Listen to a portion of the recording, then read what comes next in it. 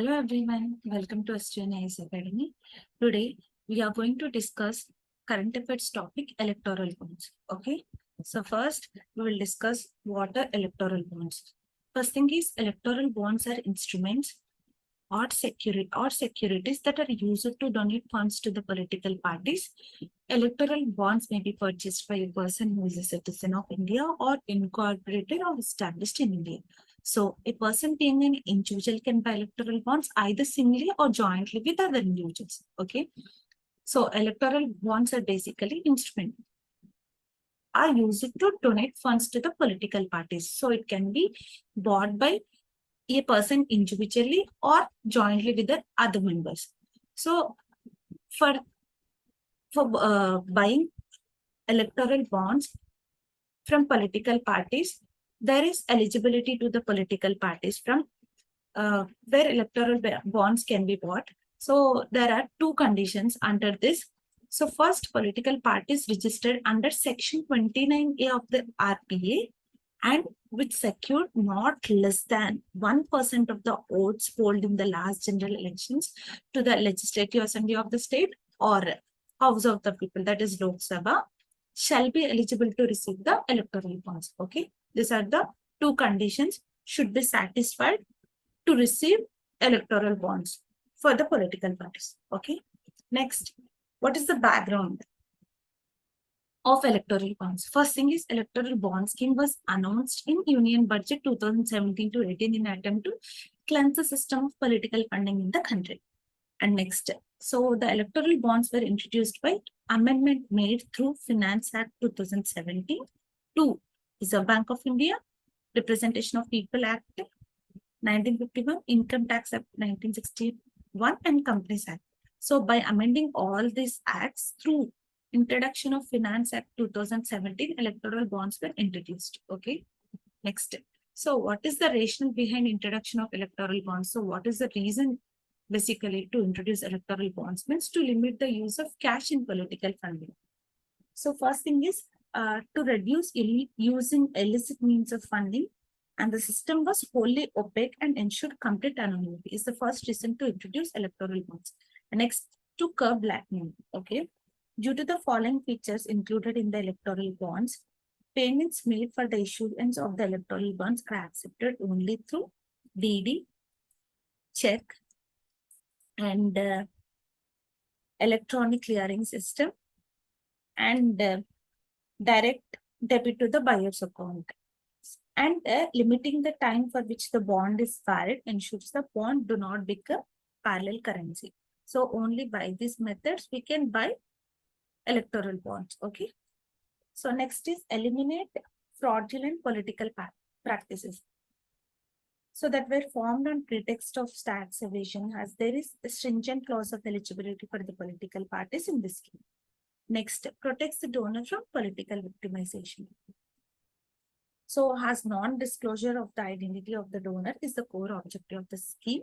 It protects the donor from political victimization. These are the reasons behind introduction of electoral bonds. Next, what are the arguments against the electoral bond scheme? So first thing is brings opacity in the political funding. So generally ordinary citizens are not able to know who is donating how much money to which political party, and the bond increase the anonymity of political donations. Okay, this brings the opacity in the political funding. And next thing is, so next thing is open up possibility of corporate misuse. So with the removal of the 7.5% cap in the net profits of the last 3 years of the company, corporate funding has increased too much. So there is no limit for the corporate funding, and including loss-making ones also started donating to the political funding. So hence companies can be brought into the existence by unscrupulous elements, primarily for routing funds to the political parties through anonymous and opaque instruments like electoral bonds. Okay. Next thing is favors ruling party. So as we all know, SBI being a government owned bank will hold all the information of donors, which can favorable to party in the power. and also deter certain entities from donating opposition due to the fear of political victimization. Okay. The next thing is election commission concerns regarding this scheme. What are the election commission's concerns regarding this scheme? We'll see in this slide. So it does not allow ECI to check violation of provisions in the Representation of People Act. So first thing is, as any donation received by a political party through an electoral bond has been taken out of the ambit of reporting under the contribution report. So election commission does not come to know which party or which entity is donating to which party. So for example, Representation of People Act 1951 prohibits the political party from taking donations from the government companies. Okay. Next things, allows unchecked foreign funding. An amendment to the FCRA, that is Foreign Contribution Regulation Act, allows political party to receive funding from companies with a majority stake in Indian companies. It can lead to Indian policies being influenced by the companies in other countries. Okay. Next thing is government arguments for electoral bonds. So what are the arguments for electoral bonds from government side? First, limits the use of cash in political funding. So as earlier, massive amounts of political donations were being made in cash by individuals or corporates using illicit means of funding, and an identity of the donors was not known. Hence, the system was wholly opaque and ensured complete anonymity. Okay. Next, curbs black money. As we all know, payments made for the issuance of electoral bonds are accepted only by means of check, draft, or through electronic clearing system. This helps no black money can be used for the purchase of this bond. So it helps in curbing black money. Okay. Next thing, protects donor from political victimization. As non-disclosure of the identity of the donor is the core objective of this scheme.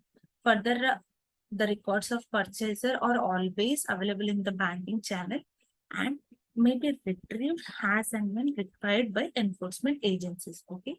Next thing is, has sufficient safeguards.